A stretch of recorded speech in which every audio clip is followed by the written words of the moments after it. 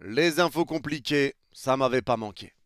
Salut les fraudes, j'espère que vous allez bien. On se retrouve pour une nouvelle vidéo pour parler du mercato du Paris Saint-Germain, mais plus précisément de Gigio Donnarumma. Je pense que vous avez vu des infos sortir depuis hier. Le PSG et Gigio Donnarumma ne trouvent pas d'accord pour une prolongation de contrat. Donc on entend plusieurs choses, que Lucas Chevalier est pisté, qu'il y a déjà un accord entre le PSG et Lucas Chevalier dans le cas où Gigio Donnarumma ne prolongerait pas avec le PSG, puisqu'il ne reste qu'un an de contrat à Gigio Donnarumma. Donc forcément, si tu ne prolonges pas Donnarumma maintenant, il peut partir libre la saison prochaine, chose que le PSG ne veut pas vivre. Donc on va parler de tout ce qui se dit autour de Gigio Donnarumma, des infos qu'on a, parce qu'il y a des choses qu'il faut prendre avec des grosses pincettes. C'est important de le dire, je vais vous donner mon avis sur la situation. Et en fin de vidéo, on parlera de Zabarni avec un tweet de Jamel qui a été mis hier, donc une petite nouvelle par rapport à Zabarni. Mais pour l'instant, focus sur Donnarumma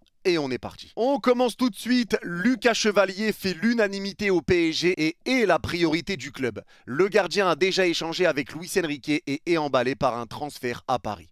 Tout pourrait s'accélérer très vite en cas de départ de Donnarumma. En cas de départ de Donnarumma. Important de le redire. On enchaîne. Lucas Chevalier a informé le LOSC qu'il voulait rejoindre le PSG. Luis Enrique a échangé avec lui en FaceTime et lui a expliqué le rôle qu'il aurait au PSG. Le PSG et Chevalier ont déjà conclu un accord contractuel.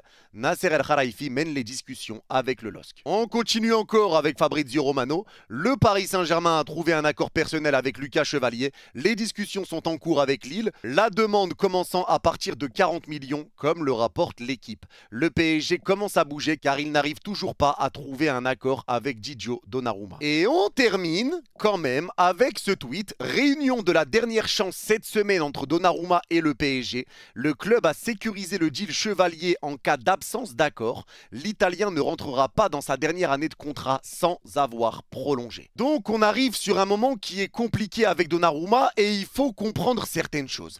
À l'heure où on parle, Donnarumma touche à peu près 10 millions d'euros par saison avec le PSG. Donnarumma a signé en 2021, si je dis pas de conneries, il lui reste un an de contrat, sauf que la mentalité a changé avec Luis Campos, il met maintenant des contrats performance. Ça veut dire qu'il va donner un fixe et derrière un plus, mais qui est variable selon tes résultats sur le terrain. La première chose à entendre, c'est que les chiffres ne sont pas sûrs, c'est des choses qu'on entend, mais c'est à prendre avec des pincettes, c'est que Donnarumma toucherait 10 millions d'euros avec le PSG, là, à l'heure où on parle, et que le PSG proposerait 7 millions plus 3 millions de variables pour arriver toujours à ces 10 millions, mais donc avec 3 millions de variables. Maintenant, c'est 7 millions fixes et 3 millions de variables. C'est à prendre avec des pincettes. Il y a déjà plusieurs joueurs qui sont sous ce contrat-là. Il y a Nuno Mendes, il y a Vitinha, il y a Hakimi, si je dis pas de bêtises. Il y en a plusieurs qui ont accepté de signer ce contrat-là. Et c'est la nouvelle politique du club. Donc là, je vois qu'il y en a certains qui tirent sur Donnarumma, il y en a certains qui tirent sur Luis Campos, qui disent qu'il faut le prolonger à tout prix.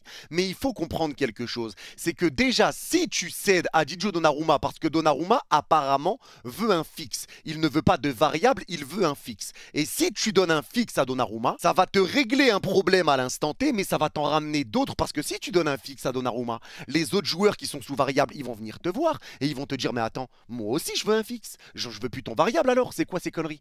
Donc forcément, tu es obligé de rester dans ta logique et de donner un fixe avec un variable. Le truc, c'est que Donnarumma réclame une revalorisation salariale, chose qui peut s'entendre, que le PSG n'a peut-être pas forcément envie de lui donner. Parce que Donnarumma a fait 6 mois exceptionnels avec Paris, mais avant ça, c'était un peu compliqué, faut le dire, faut le rappeler aussi, c'est compliqué. Là, le PSG a remporté la Ligue des Champions et Donnarumma est un grand artisan de cette Ligue des Champions.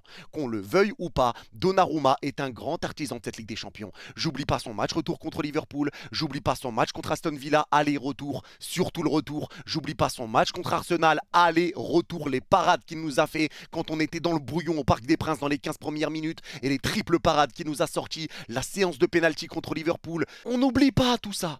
Gigio Donnarumma est dans la légende du Paris Saint-Germain. Il est dans l'histoire du Paris Saint-Germain, c'est clair et net et on ne l'enlèvera pas. Mais ce qui est important à dire maintenant, c'est que moi, je comprends la position des deux parti. Quand on est dans ce genre de situation, ça sert à rien de chercher un coupable, de chercher un problème, parce que quoi qu'il arrive, je fais confiance aux dirigeants. Je fais confiance à Luis Campos, je fais confiance à Luis Enrique, peu importe ce qu'il va se passer dans ce dossier. Si Donnarumma reste ou s'il part et que Lucas Chevalier arrive derrière, je fais confiance à Campos et Enrique. Il y a des exemples qu'on peut prendre, avec le Real Madrid notamment. Quand Keylor Navas quitte le Real Madrid, il avait enchaîné 3 Ligues des Champions de suite. C'est Courtois qui arrive derrière et finalement, c'est pas plus mal. Courtois fait une bonne arrivée, même si Keylor Navas avait pris 3 LDC de suite avec le Real Madrid. Donc tout peut arriver, mais là, je vais un peu dans tous les sens.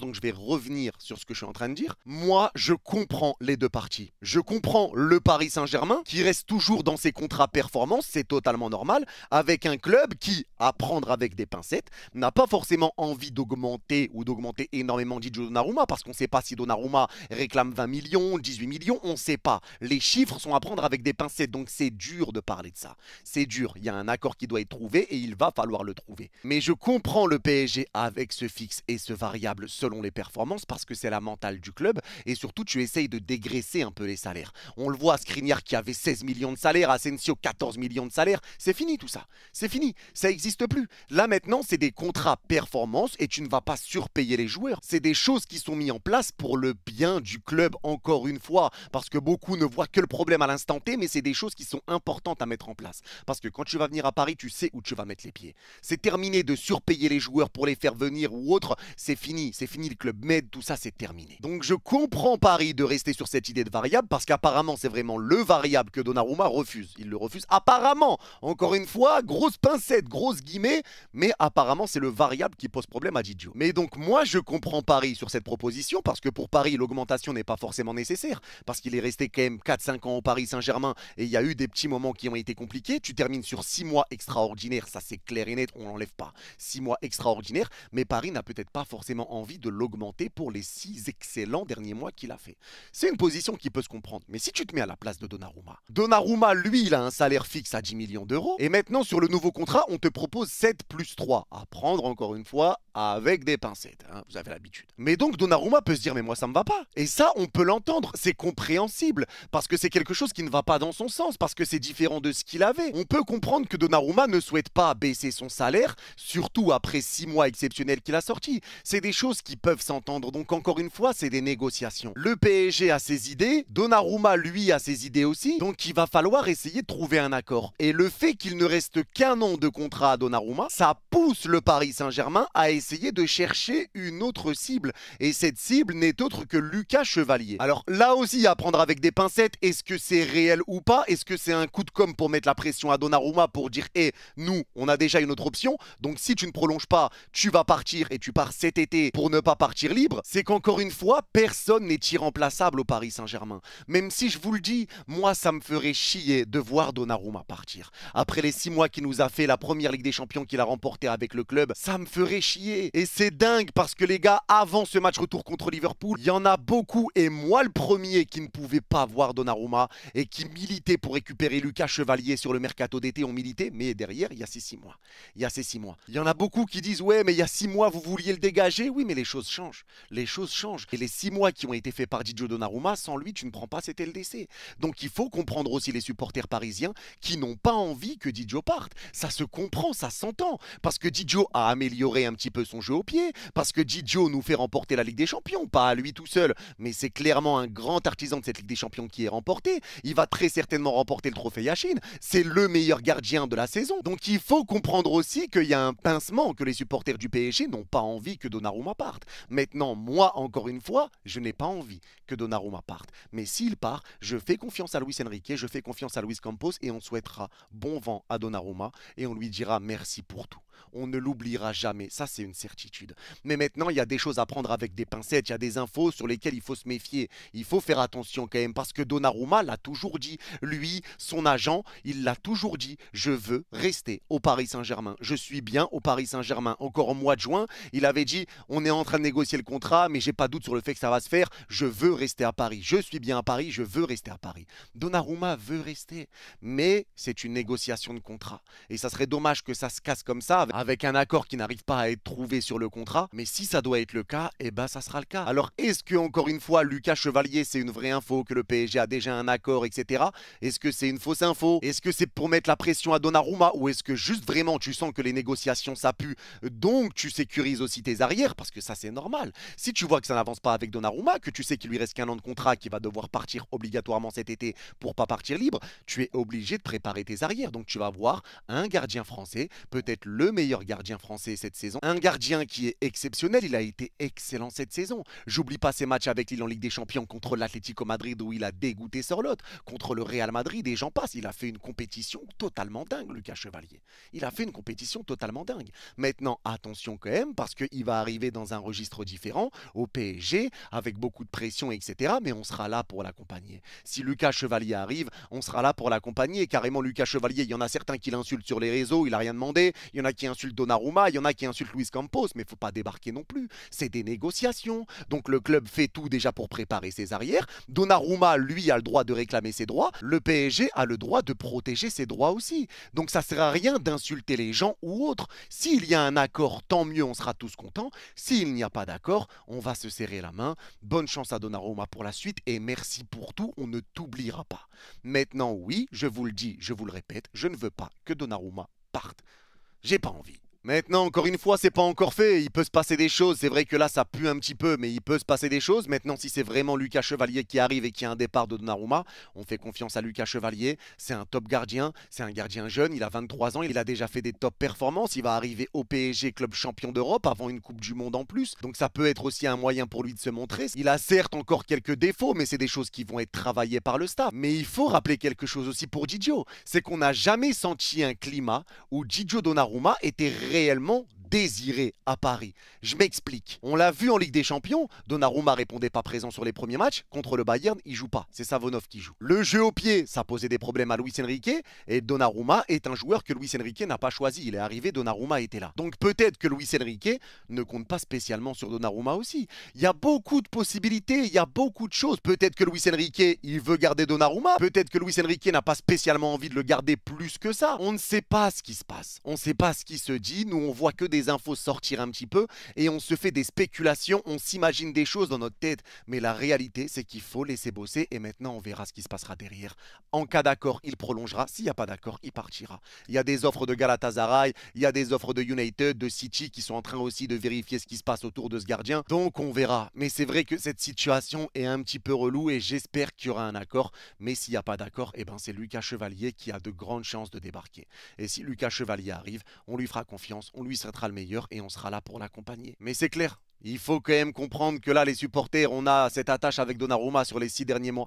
Les 6 derniers mois qu'il nous fait, c'est dommage de se dire qu'on a eu des moments compliqués avec Donnarumma.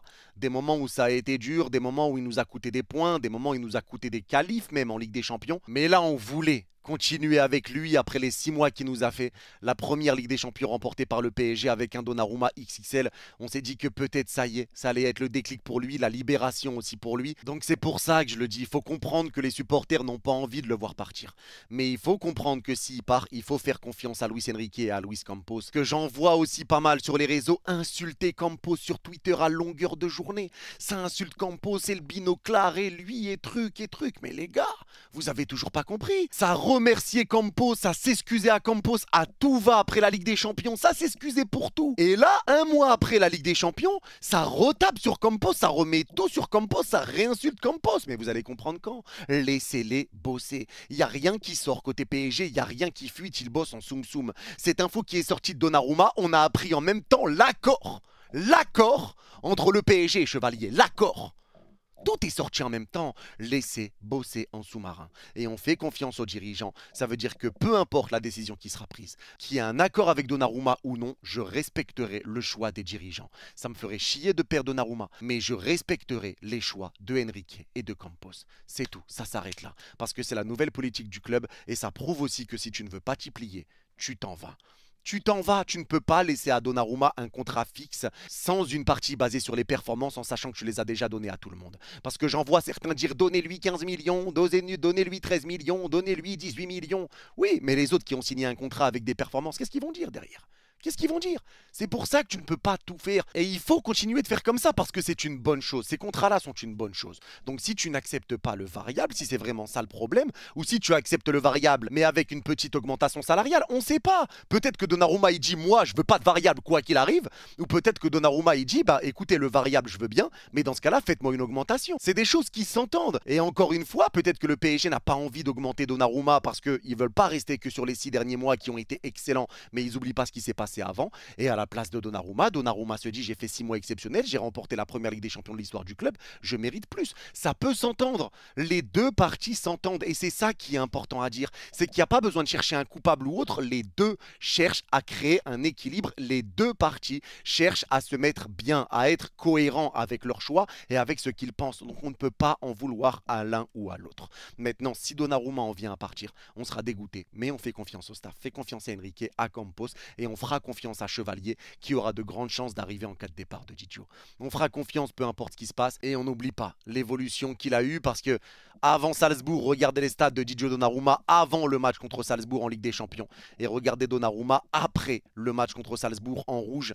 C'est tonitruant l'évolution qu'a eu Donnarumma sur cette Ligue des Champions, le niveau qu'il a montré derrière. Ça s'est terminé après le match contre Liverpool à l'aller quand on prend ce but sur la seule frappe cadrée des Reds et on perd 1-0. Mais derrière, Donnarumma a été exceptionnel et on ne peut pas oublier, on n'oubliera pas tout ce que Donna a fait. On ne peut pas oublier tout ce que Donna a fait. Et encore une fois, c'est pour ça qu'on le dit. On aurait aimé voir de la continuité avec ce gardien qui s'installe comme le meilleur gardien du monde, ou en tout cas l'un des meilleurs gardiens du monde. Il a fait de grandes choses cette saison avec nous. Il aura été exceptionnel. Il nous aura fait vibrer. Il nous aura fait nous lever de la chaise. Il nous aura fait crier, hurler de bonheur, de plaisir. Et là, c'est peut-être la fin. Et c'est ça qui est compliqué à encaisser parce qu'on se dit peut-être que c'est fini. Et même si on fait confiance, etc., on ne peut pas enlever le fait que ça va nous faire quelque chose. Ça va nous faire quelque chose, mais encore une fois, on fera confiance, quoi qu'il arrive. Donnez-moi votre avis, les gars, vous, sur le dossier Donnarumma, Chevalier. Qu'est-ce que vous en pensez? Est-ce que vous comprenez la situation? J'aimerais bien avoir votre avis. N'hésitez pas à détailler, comme ça, bien sûr, on pourra voir un peu tout ce que vous pensez. Et avant de terminer cette vidéo, on va clôturer avec une info mercato par rapport à Zabarni. Jamel qui a tweeté hier, le deal Zabarni est en très bonne voie. Nasser a échangé directement avec le président de Bournemouth ces derniers jours afin de trouver un accord. Le joueur a déjà discuté avec Lucho et les échanges ont été très positifs. Le défenseur ukrainien a immédiatement fait savoir au coach qu'il souhaitait évoluer sous ses ordres, peu importe l'intérêt d'autres clubs. Un optimisme grandissant règne au sein de la direction quant à la finalisation de ce dossier. Et parmi ce tweet, il y a une phrase qui est importante, c'est peu importe l'intérêt d'autres clubs. Et c'est ce que je vous avais dit, Zabarni veut le Paris Saint-Germain. Il veut le Paris Saint-Germain en priorité. Il veut venir à Paris, il a envie de jouer avec Luis Enrique, il a envie de jouer avec le Paris Saint-Germain, il a envie de défendre les couleurs du PSG, il veut le PSG. Et ça aussi, c'est une nouvelle mentalité du club. Si tu ne veux pas le Paris Saint-Germain, on ne te prendra pas. Si le PSG est un plan B pour toi, on ne te prendra pas. On veut des joueurs qui disent ouvertement vouloir le Paris Saint-Germain. On veut des joueurs qui veulent le Paris Saint-Germain. Maintenant, si le Paris Saint-Germain ne te recrute pas, ça ne veut pas dire que tu es interdit d'être transféré, c'est pas ça. Mais c'est que tu donnes ta priorité au PSG et que tu veux défendre ses couleurs. Et Zabarni, c'est en bonne voie, le PSG est confiant, mais même là, tu vois qu'il y a aussi des changements. Parce que Bournemouth apparemment réclame 70 millions, Paris en propose 65 plus bonus. Il y en a qui peuvent se dire mais à quoi il joue, qui pose les 5 millions et basta. Mais non, c'est la preuve encore une fois que le PSG, même pour 5 millions, il y a des mentalités qui changent. On va proposer 65 millions plus des bonus, mais on ne vous donnera pas 70 millions que vous réclamez depuis le début. On ne le fera pas. Et moi, je vais pas mentir, ça me va. Moi, c'est ce que j'aime, c'est de récupérer de la cohérence, c'est d'arrêter d'être les bons pigeons, de surpayer tout le monde. Moi, ça me va. C'est ce qu'on a toujours demandé et c'est ce qu'on a maintenant. Le PSG se gère, il y a une gestion qui est faite, ils bossent, le staff bosse, les dirigeants bossent et ils sont là pour que le deal aboutisse et ils sont confiants pour que le deal aboutisse. Parce qu'on est en négociation avec Bournemouth, parce que Nasser a pris les commandes du dossier et parce que Zabarni veut venir au Paris Saint-Germain. Donc encore une fois, c'est une question de temps, c'est une question de pas plier, c'est le premier qui va céder, tout ça. Donc c'est des discussions, c'est des accords, c'est du travail. Et il viendra. Je pense que Zabarni viendra. On est confiant sur le dossier, le club est confiant sur le dossier, c'est quand même des bonnes nouvelles. On le voit, hein, la dernière phrase déjà là du tweet de Jamel, un optimisme grandissant règne au sein de la direction quant à la finalisation de ce dossier. Donc ça veut tout dire. Donc Zabarni a de grandes chances également de rejoindre le Paris Saint-Germain. Donc ça, c'est quand même une bonne nouvelle nouvelles après ce débat compliqué avec Donnarumma et son départ éventuel du PSG. Je pensais pas faire une vidéo mercato pour parler de ça, très sincèrement. Zabarni, à la limite, j'aurais pu m'en douter, mais bon, j'aurais pas fait une vidéo que pour cette info-là. Vous voyez que c'est quand même très très rapide. Mais j'avoue que Donnarumma, je tombe un peu des nues, surtout quand on voyait toutes les déclats de Donna où enfin il voulait prolonger. On voyait avant les 6 mois qui ont été exceptionnels de Donnarumma que le PSG ne voulait pas forcément le prolonger, hein, que ça hésitait à le prolonger, que ça parlait déjà de Lucas Chevalier au mois de janvier, etc. Donc il y a des choses qui se sont passées après, il y a eu 6 mois exceptionnels. Mais maintenant, le tout va être de trouver un accord. Et quoi qu'il arrive, encore une fois, je le dis, je le répète beaucoup, j'attends de connaître les chiffres, de connaître les vraies sommes, les vraies infos, parce que là, il y a quand même beaucoup de guillemets, il y a beaucoup de parenthèses, il y a beaucoup de choses à prendre avec des pincettes. Mais dès qu'on aura toutes les infos, là, on pourra réellement savoir ce qui s'est passé. Mais j'espère qu'un accord va tomber, puisque je vous le remets, là aussi, encore une fois, réunion de la dernière chance cette semaine entre Donnarumma et le PSG. Le club a sécurisé le deal Chevalier en cas d'absence d'un accord. L'Italien ne rentrera pas dans sa dernière année de contrat sans avoir prolongé. Donc voilà, on verra. Même sur le cas Donnarumma, il y a des choses qui peuvent évoluer. S'il part, c'est Chevalier qui est désigné. Et on fera une vidéo bien sûr sur le cas Chevalier s'il débarque au Paris Saint-Germain. C'est un gardien que j'aime beaucoup, qui a été exceptionnel avec Lille. Mais voilà, il y aura quand même ce pincement avec Didio. J'espère qu'un accord sera trouvé entre les deux parties et qu'on pourra passer à la suite dans ce dossier. Maintenant, on verra bien. Le temps nous le dira. Il y a également des départs qui sont en train d'avancer. Le départ de Milan Skriniar et le départ de Marco Asensio pour Fenerbahçe. Ça avance également dans le cas des départs. Il y a la Juve qui est en train d'essayer de faire le forcing pour récupérer Randal Kolo Muani. De ce que j'ai cru comprendre, ils veulent un prêt, mais Paris veut mettre un prêt avec une obligation d'achat. À un moment donné, il faut aussi acheter. Hein, on n'est pas là pour prêter toute la terre à chaque fois parce qu'on prête déjà énormément nos joueurs. Donc ça avance aussi sur le cas des départs. Mais encore une fois, pas de panique, ça bosse en sous-marin. Et maintenant, on verra ce qui se passera sur toutes ces infos qui vont sortir, sur tous ces dossiers qui sont encore chauds et qui alimentent le mercato depuis le début de ce mercato. Mais encore une fois, confiance à Enrique, confiance à Campos, confiance à Nasser, confiance au Paris Saint-Germain. J'espère que cette vidéo vous aura été utile, que vous avez apprécié, que ça vous aide aussi à comprendre, peut-être pour ceux qui ne comprenaient pas ce qui se passait. J'espère que vous avez kiffé la vidéo. Ceux qui ont kiffé, n'hésitez pas à mettre le petit pouce bleu et le commentaire pour le référencement. Abonnez-vous si ce n'est pas encore fait avec la cloche, vous êtes des machines de guerre. Et pour ceux qui ont regardé cette vidéo jusqu'au bout, n'hésitez pas à mettre rhubarbe en commentaire et je comprendrai que vous avez vu cette vidéo jusqu'au bout. Prenez soin de vous, vous êtes les GOAT et encore et toujours. Et quoi qu'il arrive, allez Paris. Bye bye.